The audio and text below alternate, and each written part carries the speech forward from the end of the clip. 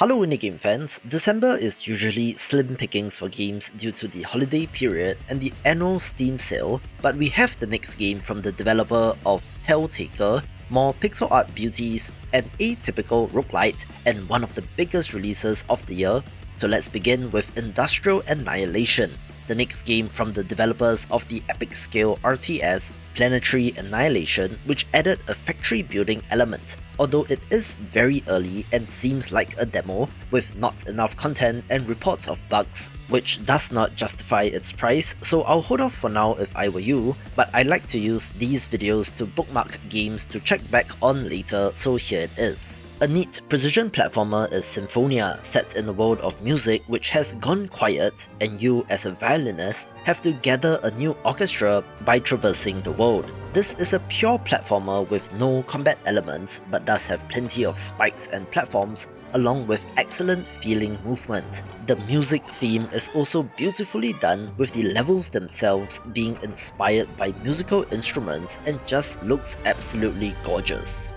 This video is brought to you by Lost Castle 2, a 2D side-scrolling roguelite beat-em-up title that has been very well received so far since its early access launch in July 2024, and has released a new Phase 2 update today, 16 January 2025. If you're not familiar with the base game, think of this like a classic beat-em-up belt action title but with a roguelite structure, where you do have to start a run over when you die, but there are a number of systems that allow for meta progression in between runs, unlocking new equipment and upgrades along the way. This massive new update adds a new biome in the Saltpeter Desert, which includes 2 new bosses and 9 new enemies, along with new weapons, armor, treasures and cosmetic skins, but also a brand new difficulty mode named Ethereal's Nightmare, as well as a soul inscription system, which is a new kind of meta progression around unlocking new and unique combat styles for weapons. Don't just take it from me,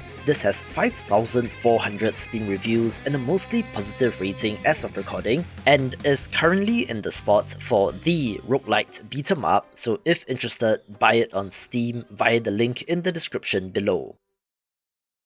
A very cute looking co-op action-adventure title is Wild Words, in which up to 4 players play as adorable cats escorting a caravan through the woods. If you played games like Overcooked, you will see some similarities between that game and this in terms of how it controls. The game is split into 2 phases, where you are furiously gathering resources by day, and by night, the caravan comes under attack and you need to defend it. There are also choices to make at forks in the road, upgrades for your caravan, as well as boss fights, with the current early access version having 2 main areas, but the developers did release a roadmap promising a new character role, challenging bosses, a 3rd biome, more events and much more, but is an excellent first step so far. I have decided to squish the surprise releases video into this one, so you will see some cool games I missed as well, case in point being the 1.0 release of Planet Centauri, even if some people are calling the move premature and that the developer did it to get more visibility to boost sales. This title was released in early access in June 2016, so it has been a long time coming and is a Terraria-style sandbox crafting adventure game that invites players to explore a vibrant alien world filled with unique creatures and challenging environments. In this game, players can gather resources, craft items, and build structures to survive and thrive. The gameplay emphasizes exploration, allowing players to delve into different biomes, each teeming with secrets waiting to be uncovered. One of the main features here is the ability to tame various creatures, transforming them into loyal companions that assist in battles and resource collection. Combat is also dynamic, allowing players to use a variety of weapons and spells against hostile enemies. Additionally, there is a robust crafting system which allows you to create tools, potions and equipment, and you can also unlock new abilities and enhance your character through a skill tree. There's also farming and mining activities and so much more, so there's plenty to love here even if you disagree with the rationale for the sudden 1.0 release, which, to be honest, didn't quite pay off for them since there are only 26 recent reviews and a mixed rating. so if you're on the fence, you might want to see if there is any further support for it, or if the developer is just washing their hands of the game.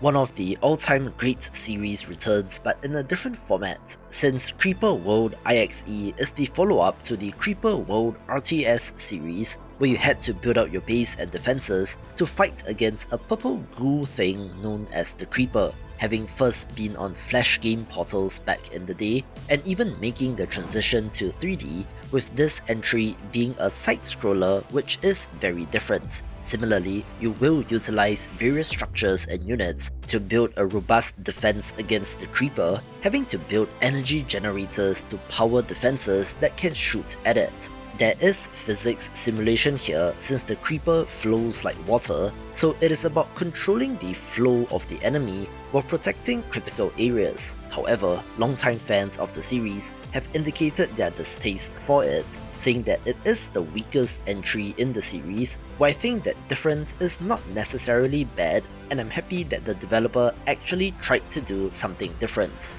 The sheer popularity of Vampire Survivors has resulted in design elements from that game seeping into all sorts of other genres, case in point with Bloodshed and the first-person shooter, one that turns it into a roguelite and thus throw hordes of enemies at you. As you face off against endless waves of undead enemies, you collect experience points and upgrade your skills and weapons in order to survive the night, but if you do die, you keep your hard-earned cash, which can be used to purchase persistent improvements and unlockable content, allowing you to progress further while still adding depth to the overall gameplay. There are multiple characters to play as, each with distinct abilities and playstyles, along with a vast selection of weapons and skills, which means different builds and replayability. I think that this looks awesome and plays well, with more to come in early access, and is reasonably priced, so if interested, why not pick this up? I've had my eye on Fountains for a little while since this action-adventure title with Souls-like inspiration looked neat,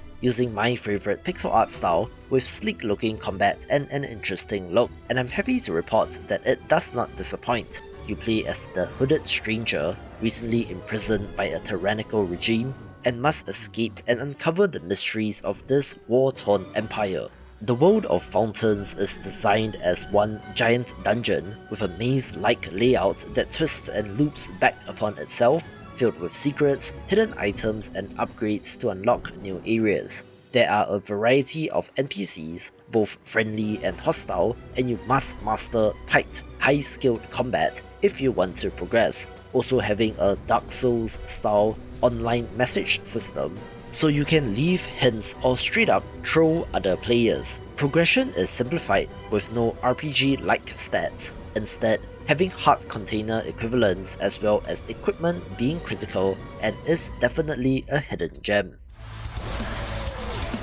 Similarly, I was intrigued by VOIN when I first saw this first-person slasher, since it looked metal AF and the developer has delivered on that exact promise. Everything about this game feels on point, and I'm a critic of first-person melee in general, so this does impress me, but the main issue here is early access and that it perhaps lacks content. Not a bad problem to have since the players want more, currently having 2 maps, a limited number of objectives, and about 4 hours or so of gameplay, which does leave more to be desired. However, I have a good feeling about this game and that they will eventually get there, so again, at the very least, wishlist this game to use as a bookmark. Did you know that the 1982 horror movie The Thing got a video game adaptation in 2002? Me neither, since A, I have not watched that movie, and B, I was probably playing MapleStory or something back then, but yet, it is somewhat of a cult classic title,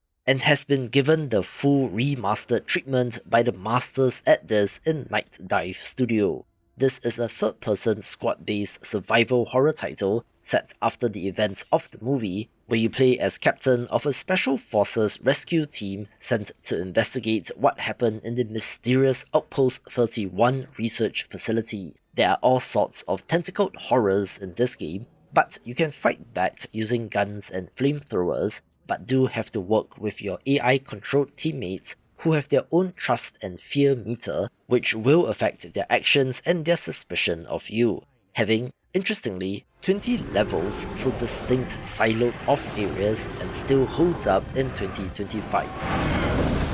You might not be aware of this title, but Deadside is one of the biggest releases of the month, releasing out of early access and clocking in at 31,000 Steam reviews as of recording, so that is easily millions of copies sold. It peaked at about 4,600 concurrent players, which is impressive for this open world PvPvE sandbox shooter, and joins the ranks of games like Arma, PUBG and Rust with the military survival theme. It is, however, set in a post-Soviet apocalypse, so some visual elements and things like guns and vehicles might be slightly different, but if you're a fan of this style of game, you might want to check it out. This next title has been in development for a long time, where Pantheon Rise of the Fallen finally made the jump to Steam to get a larger player base, but it already had a very strong community of players who have been playing early versions even prior to release. This is of note since one of the co-creators of EverQuest was involved in this project up until his untimely death at the age of 50 in 2019, but the team has soldiered on to realize their vision for the game. Their first attempt at Kickstarter was in 2014, which was unsuccessful, but they have scratched and clawed their way to where they are today, eventually raising funding to make this title, but still, for a relatively small team to be making an MMO is very impressive. Player feedback seems to be fairly positive so far, although the developer has not decided on their monetization model, where it is a single payment with no subscription fee for early access, but things might change at 1.0, where if you love your MMOs, this will be of interest. We have not one, not two, but 3 co-op horror titles last month, and surprisingly, all of them have done pretty well. Not Lethal Company or content warning big, but still fairly decent launches, one of which is Zort. This supports up to 4 players and is recommended to be played that way since features like proximity chat works best with other players, in which you are working together to complete the challenges in multiple levels, all while having to avoid all sorts of deadly creatures and traps so that you can survive until the end. To make things more challenging, the game features a sanity system where you need to pay attention to your mental health, and for replayability, the solutions and path to take are not always the same in every playthrough. Each map is an important place in their fictional universe, with every minor detail having its meaning, and being an early access release, more will be added to this game over the coming months. Another title that I have not covered is Digseum, a relatively cheap incremental title all about digging up ancient relics and building up the greatest museum ever. Paid incremental games like this always surprise me, since I believe at the time of release it had less than 500 Steam wishlist, so 2,000 Steam reviews is impressive, since if you use the rule of thumb estimation of multiplying that number by 30, that means about 60,000 copies sold. I can see why though, since it's a numbers go up kind of game that triggers something in the lizard brain that makes it compelling, so if you love this genre, do check it out. A 3D rage game is Get to Work, in which you play as a corporate executive attempting to climb the corporate ladder. However, you do so by wearing rollerblades on all 4 limbs for some reason, having to get enough speed and momentum to make the next jump and to avoid falling off the edge of platforms, and is the latest in a long line of rage titles from Getting Over It to a difficult game about climbing. So if you want to get angry and risk throwing your controller, this will be one to get. The second co-op horror title that I want to shout out is Murky Divers, an underwater title with a cool, creepy look. You play as divers working for a corporation, having to remove all the corpses and dispose of all the evidence while trying not to get killed by abyssal terrors. Some of the monster designs in this game are pretty terrifying, but in general, if you can get your crew together to play, the comical and otherwise silly vibes of this game will be a treat. Post 1.0, the developers have confirmed that their next update will include mod support, so there might be some longevity to this title. Another smaller title which came out of nowhere is Talented, a self-styled arcade roguelite in which you have to survive the demonic conveyor belt for 20 nights by defeating monsters coming from all 4 directions, having randomly generated skill trees per run with a ton of variety. And while it does seem to have Survivors style inspiration, has changed things up enough to be rather different. Another smaller title that is a must-get for puzzle game fans is Lock Digital, a language-based puzzle game that kind of looks like a crossword, but is not that, in which you are learning a new cryptic language where spelling out the words will affect the board, having to turn all the spaces black in every level. There will be a new daily puzzle available every day up until June 24th, 2025, with there also being a physical book version, so you might want to check that out as well. A cute looking and more streamlined version of a Vampire Survivors style game is Rocket Rats, in which you are fending off waves of cheesy creatures on the moon, having to blast away at them and to extract as much cheese as possible for your space base. Of course, the area in which you can move is quite limited as compared to the infinitely scrolling levels of its inspiration, having an adorable look and theme as well. People often talk about game feel, and this game has that in spades, especially in how the cards animate and the overall user interface, and is worth a study if you're an indie developer. Our third and final co-op horror title is Kletka, this time supporting up to 6 players, in which you are descending deeper and deeper downwards in an elevator that wants to eat you, periodically stopping on certain floors so you can scramble out to collect as much stuff as you can to feed the elevator. Yes, it is that kind of weird, and you are exploring a place known as the Giga Structure, an endlessly expanding location filled with traps and anomalies that will kill you, with the most critical part of the game being that when the siren sounds, you must drop everything and haul ass back to the elevator, since it's the only thing that can protect you from a powerful anomaly and is another early access title to watch.